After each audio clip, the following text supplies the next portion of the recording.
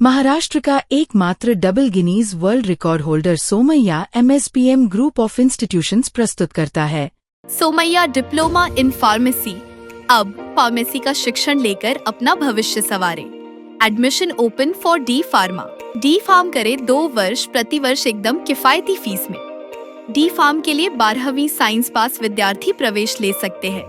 इस कोर्स के बाद आप बन सकते हैं drug inspector, pharmacist, pharmacologist, clinical trial research associate या फिर food cosmetic product development scientist. OBC तथा ओपन कैटेगरी की लड़कियों के लिए 100% scholarship.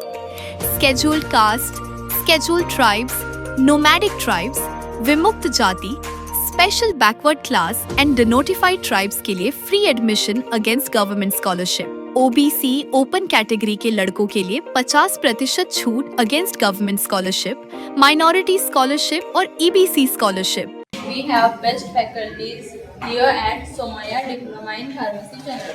We have best facilities here.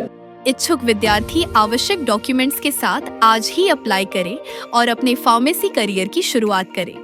आवेदन के लिए संपर्क करें Somaiya diploma in pharmacy, Akashvani road, Wadgaon ward, Chandrapur. राष्ट्रीय पात्रता सह प्रवेश परीक्षा नीट के प्रश्न पत्रों को भारतीय वायुसेना के विमान के जरिए विभिन्न केंद्रों तक पहुंचाने के फैसले को लेकर राजनीतिक विवाद खड़ा हो गया है। विपक्षी दलों ने इस कदम पर सवाल उठाते हुए सरकार पर परीक्षा प्रणाली की विश्वसनीयता को लेकर गंभीर आरोप लगाए हैं। मामले को लेकर कांग्रेस और आम आदमी पार्टी ने केंद्र सरकार को घेरने की कोशिश की है। कांग्रेस प्रवक्ता सुप्रिया श्रीनित ने अपने बयान में कहा कि यदि परीक्षा प्रक्रिया पूरी तरह सुरक्षित और पारदर्शी है तो प्रश्न पत्रों को एयरफोर्स के विमान से भेजने की जरूरत क्यों पड़ी। उन्होंने आरोप लगाया कि सरकार लगातार परीक्षा व्यवस्थाओं में हुई गड़बड़ियों पर जवाब देने से बच रही है और छात्रों के भविष्य के साथ खिलवाड़ किया जा रहा है। वहीं आम आदमी पार्टी के राष्ट्रीय संयोजक अरविंद केजरीवाल ने भी इस मुद्दे पर सरकार को आड़े हाथों लिया। उन्होंने कहा कि नीट जैसी महत्वपूर्ण परीक्षा को लेकर बार बार उठ रहे सवाल शिक्षा व्यवस्था पर गंभीर चिंता पैदा करते हैं। केजरीवाल ने मांग की है कि सरकार पूरे मामले पर पारदर्शी तरीके से जानकारी सार्वजनिक करे ताकि छात्रों और अभिभावकों के मन में पैदा हुई शंकाएं दूर हो सके। एयरफोर्स के जहाजों में भरकर अब नीट के पेपर जाएंगे। तो ये जो छकड़ा भर मंत्री बनाए हुए हैं भारत सरकार में, इनका क्या काम है? झुंझुना बजाना दिन भर। और अब बताया जा रहा है प्रधानमंत्री खुद एग्जाम मॉनिटर करेंगे। तो भाई पिछली 6 बार क्यों नहीं कर लिया जब पेपर लीक हुए थे? इन लोगों ने सरकार नहीं चला रहे हैं, ये सर्कस चला रहे हैं और पूरे देश को तमाशा बनाकर रख दिया है। जो सरकार एक पेपर नहीं करा पा रही है उसका क्या नैतिक अधिकार है अपने पद पर बने रहने का? इन लोगों ने देश को तमाशा बनाकर रख दिया है। ये वीडियो बहुत जरूरी है, ध्यान से देखना, पूरा वीडियो देखना। मैं खुद IIT से इंजीनियर हूँ, पढ़ा लिखा हूँ, इसलिए शिक्षा के महत्व को समझता हूँ और मैं मानता हूँ कि जब तक हर बच्चे को अच्छी शिक्षा नहीं मिलेगी देश तरक्की नहीं कर सकता। कल हमारे देश की सरकार ने ऐलान किया है कि अब नीट के पेपर को लीक होने से बचाने के लिए एयरफोर्स के जहाज से उसको ट्रांसपोर्ट करेंगे, एयरफोर्स के बुलेट प्रूफ ट्रकों से उसको ट्रांसपोर्ट करेंगे। मजाक बना रखा है, हमें बेवकूफ समझ रखा है।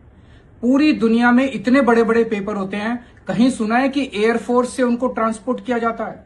कहीं सुना है इस किस्म की नौटंकी? केवल और केवल इस सरकार को नौटंकी करनी आती है, ये दिखाने के लिए कि हमने कितना बड़ा स्टेप ले लिया, वो ये कर रहे हैं।